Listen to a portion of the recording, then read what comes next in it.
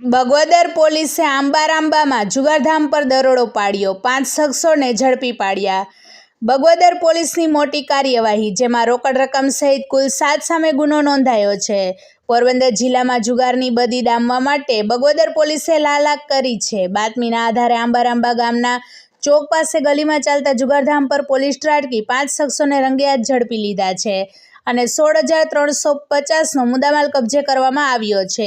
જેમાં ઝડપાયેલા આરોપીઓમાં હમીર જીવાભાઈ પાંડાવદરા, જેઠા પરબતભાઈ ઓડેદરા, મુરુ રાણાભાઈ કેશવાલા, નવઘણ બાબુભાઈ ઓડેદરા અને ભગત ઉર્ફે પરબત જીવાભાઈ ઓડેદરાને ઝડપી પાડવામાં આવ્યા છે અને રાણા લખમણભાઈ ઓડેદરા અને રાણા રાજસિંહભાઈ મોઢવાડિયા નાસી જતા પોલીસે વધુ તપાસ હાથ ધરી છે અને તમામ સામે ગુનો નોંધી પોલીસે આગળની કાર્યવાહી હાથ ધરી છે।